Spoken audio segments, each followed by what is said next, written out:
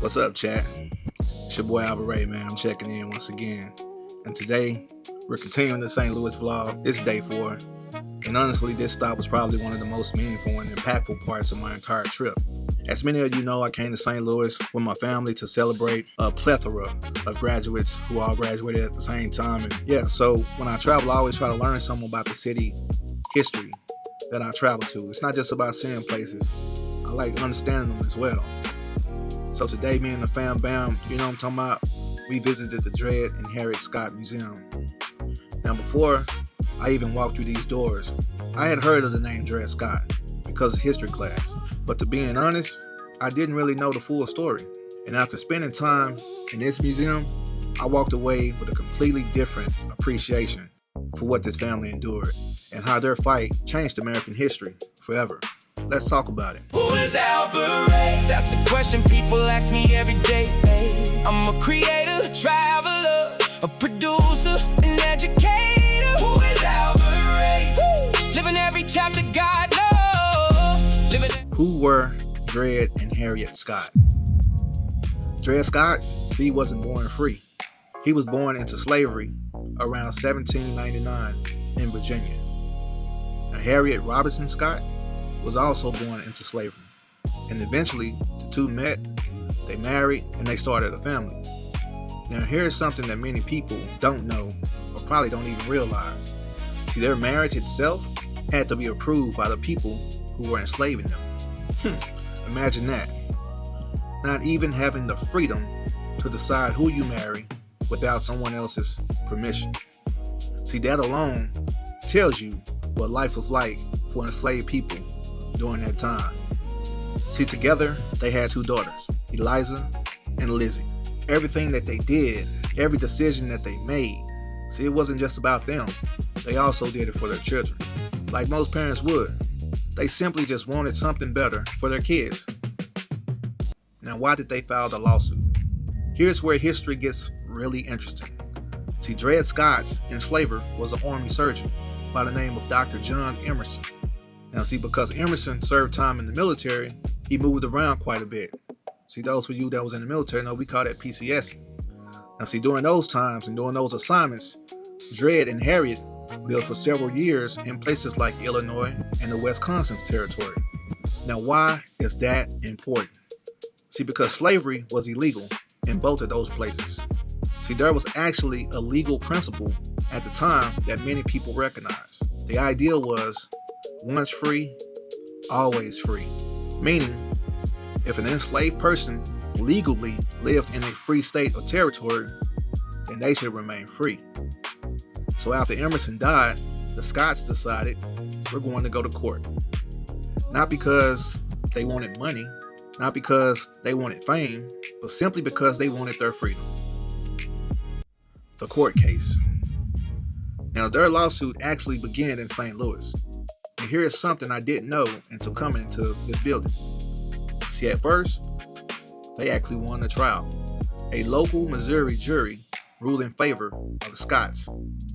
Imagine the joy that they must have felt, thinking, it's finally over. We're finally free. But then, their decision was appealed. Eventually, the Missouri Supreme Court reversed the ruling. See, years later, the case made its way all the way to the United States Supreme Court. That case, Dred Scott versus Sandford, one of the most infamous decisions in American history to this day. The Supreme Court decision.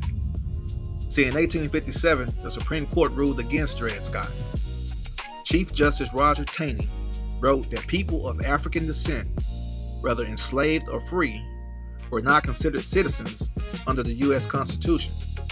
Now, because of that, the court said Dred Scott had no legal right to even bring his lawsuit into federal court. Now, the court also ruled that Congress could not prohibit slavery in U.S. territories, effectively striking down parts of the Missouri Compromise. See, today, that decision is widely regarded as one of the worst Supreme Court rulings in American history. See, instead of easing tensions, it actually deepened the divide over slavery and helped the United States push itself into a civil war. Now, what was St. Louis like back then? See, walking around the museum today, I started thinking, what was St. Louis like back in them times? See, most people hear Missouri and they automatically think that's the South. But see, Missouri is actually a border state. That meant it sat between two very different Americas. You see, you had people south of Missouri who supported slavery, and you had people north of Missouri who opposed slavery. So you had free black communities, you had enslaved people, you had immigrants arriving from Europe, you had steamboats filling up the Mississippi River, you had merchants, you had soldiers, you had lawyers, you had business owners, everyone crossing paths in one rapidly growing city. See, St. Louis became one of the busiest cities west of the Mississippi. It was booming. Economically, it was a boom town. See, but underneath all that growth, there was tremendous racial inequality. See, African Americans, whether free or enslaved, faced severe discrimination, limited legal protections, and constant uncertainty. So while opportunity existed for some, others were still fighting for the basic right to be recognized as human beings. See, that's the world that the Scotts were living in at the time of the lawsuit. What happened after the case? See, ironically, just months after losing at the Supreme Court, Dred and Harriet Scott were finally freed. Ownership of the family had been transferred, and they were eventually emancipated by Taylor Blow, whose family had previously owned Dred Scott. Now, sadly, Dred Scott only lived about 1 year before dying from tuberculosis in 1858. Harriet lived several years longer, raising their daughters and finally experiencing something that they had fought so hard to obtain: freedom. The building and the street. See, one thing I thought was really interesting and really meaningful and worth learning was that the building itself was renamed in the honor of Dred Scott. Today, it's known as the Dred Scott Building. Nearby, the city also renamed the street in honor of him. Think about that for a second. A man who wasn't even recognized as a full citizen now has his name permanently written into the city that once denied him his freedom. History has always had a way of correcting itself, even if it takes several generations to do so. See, those names don't just erase the injustice, but they do help make sure future generations remember the story. My experience at the museum, walking through this exhibit, seeing the artifacts, reading the court documents, looking at the photographs and the pictures, it stopped being just about another history lesson for me, and it actually became personal. So you realize these weren't just names in a textbook. This was a husband. This was a wife. This was their 2 daughters. A family just trying to build a better future. And that's something every parent can understand. Sometimes museums are not about just looking backwards.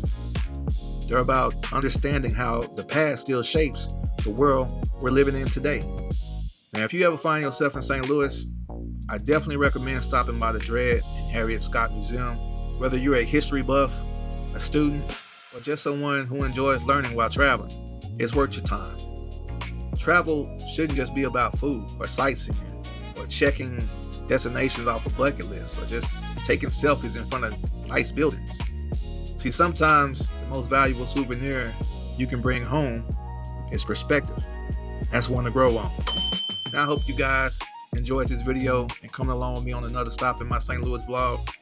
Now, if you like this video, don't forget to like, comment, subscribe. Don't forget to share this, man. I spent a lot of time on this video, if you do know, and it would help me out and the channel if you just share it, man. But this your boy AlbeRay, man. Until next time, man, I'm checking out. And who is AlbeRay?